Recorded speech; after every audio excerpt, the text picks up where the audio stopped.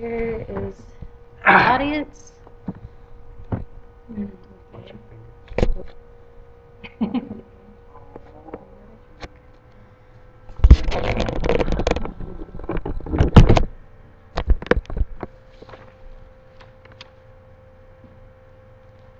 Imagine you are in charge of 24 employees.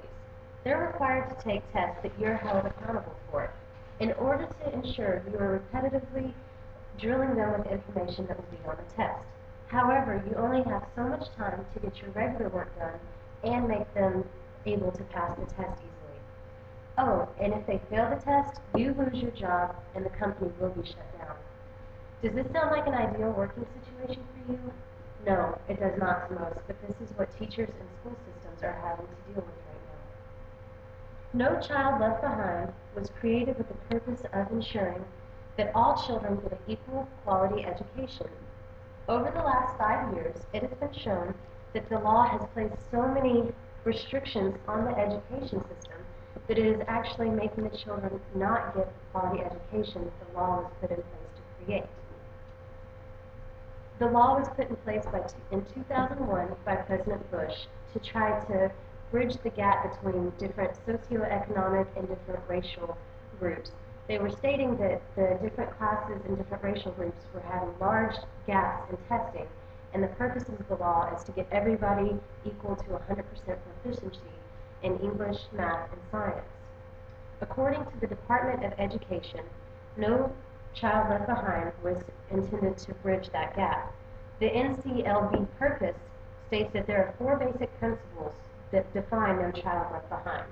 These are stronger accountability for results, increased flexibility and local control, expanded options for parents, and an emphasis on teaching methods that have been proven to work.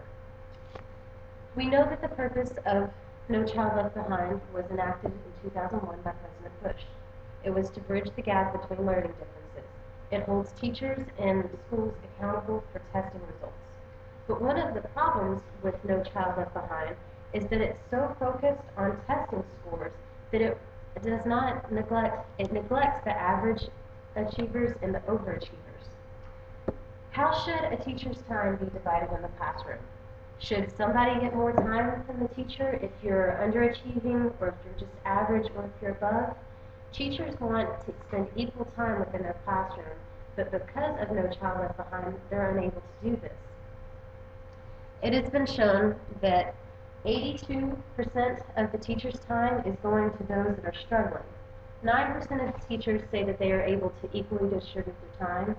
4% of the time goes to those that are average learners, and academically advanced get 5% of the teacher's time. This is really low for anybody that's not struggling for their getting teacher time one-on-one. Teachers report that 60% of them see struggling students as the top priority in their class, and this again is due to the No Child Left Behind Act.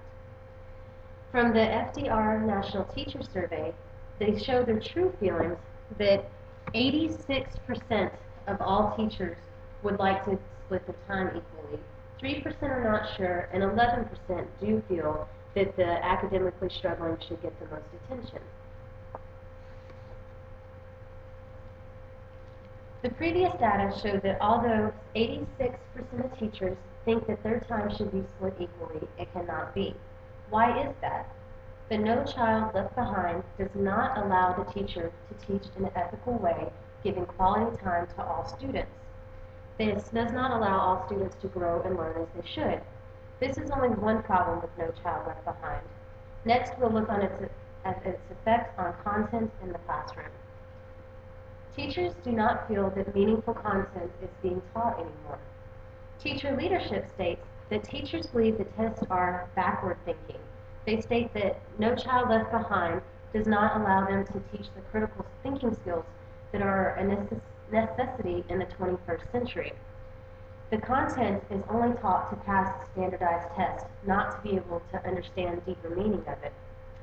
Ms. Dowdell, a 6th grade elementary math teacher, said that No Child Left Behind robbed her of having any meaningful projects to assess the student's comprehension of underlying concepts. She went on to state that it robs the classroom of meaning and is just memorization. She also feels that her classroom looks like a jail cell with its inmates just pushing their pencils and paper. This is what is now seen in the regular classroom. There's no laughter with children, no projects, heads down, pencils up, working hard.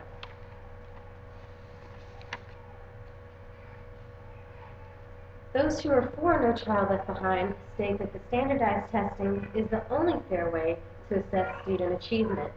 Many teachers will disagree.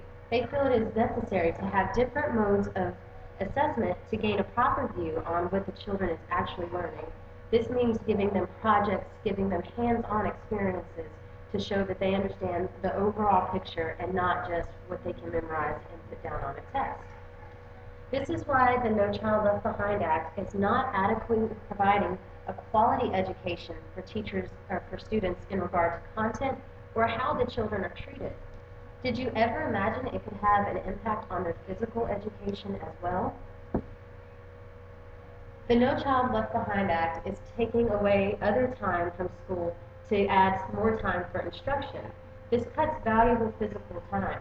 It is scientifically proven that the exercise moves blood and oxygen to the brain. This allows students to learn better, to think better, to memorize better, and overall be a better student. A report by the Center for Public Education has brought to light that schools, especially elementary schools, are cutting back their recess time. This is in order to give the teachers more time to give instruction to pass the standardized testing required by No Child Left Behind. But recess time is needed for physical, social, and physical reasons and should be continued.